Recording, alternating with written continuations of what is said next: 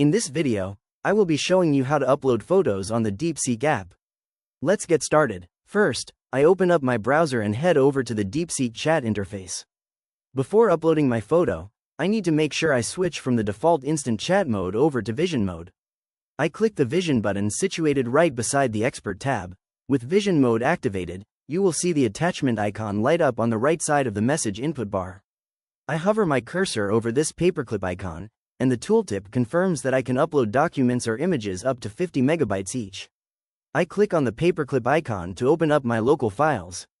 From my downloads folder, I choose the stunning sunset landscape photo I want to analyze. I select the file, and then click open to load it directly into my chat. Now that my photo is attached to the message box, it is time to write my query. I click inside the text area and type out a detailed prompt. Analyze this sunset photo in detail.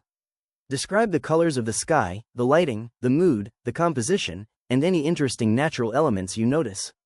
Explain what makes this sunset visually appealing and give an overall aesthetic rating from 1 to 10 with a brief reason. Once my text is complete, I click the blue send arrow to submit the prompt. Within a few moments, the Deepseek AI generates a comprehensive response. To review the complete analysis, I scroll down the page.